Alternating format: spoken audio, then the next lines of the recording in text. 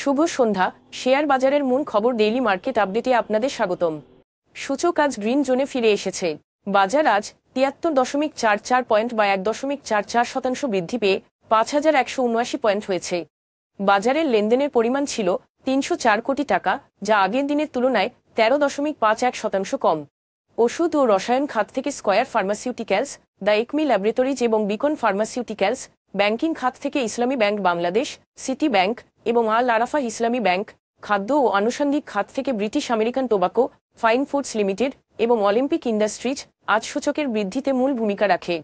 খাতভিত্তিক লাভ লোকসানের হিসেব অনুযায়ী আজ সব খাতে ইতিবাচক রিটার্ন পোস্ট করেছে, যার মধ্যে ওষুধ ও রসায়ন খাতে আজ সর্বোচ্চ 2.80% এবং মিউচুয়াল ফান্ড খাত থেকে দ্বিতীয় সর্বোচ্চ 1.74% মূল্য বৃদ্ধি পায়।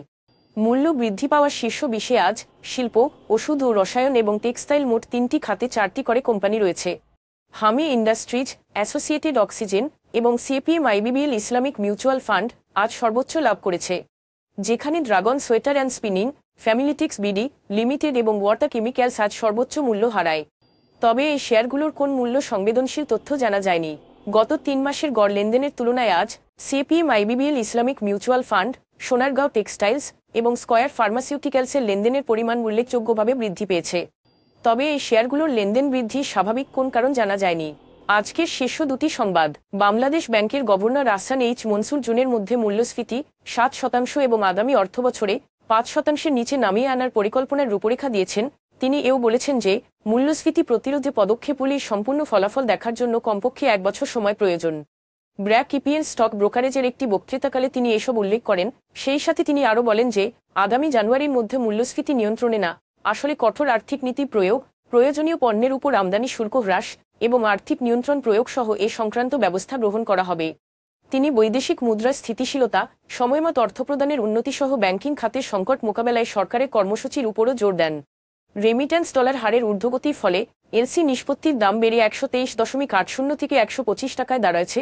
আমদানি ব্যয় বৃদ্ধি এবং মুদ্রাস্ফীতির চাপ এতে আরও উদ্বেগ সৃষ্টি করেছে। ব্যাংকগুলো 124.80 থেকে 125 টাকা 60 পয়সা দরে রেমিট্যান্সে ডলার সংগ্রহ করেছে। এর মাত্র একদিন আগে ব্যাংকগুলো সর্বোচ্চ 124 টাকা 20 পয়সা দরে রেমিট্যান্স সংগ্রহ করেছিল। এই ঊর্ধ্বগতি কম ওভারডিউ পেমেন্ট সত্ত্বেও ক্রমবর্ধমান ডলারের চাহিদা ডলারের সংকট বৃদ্ধি করছে।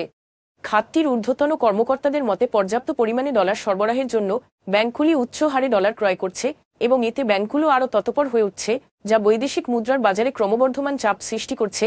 সেই সাথে ডলারের সরবরাহ বজায় রাখতে ক্রমাগত চ্যালেঞ্জগুলির কথা তুলে ধরেন তারা। আজ এ পর্যন্তই। আগামীকাল আবার আসবো শেয়ার বাজারের নানা আপডেট নিয়ে। ধন্যবাদ।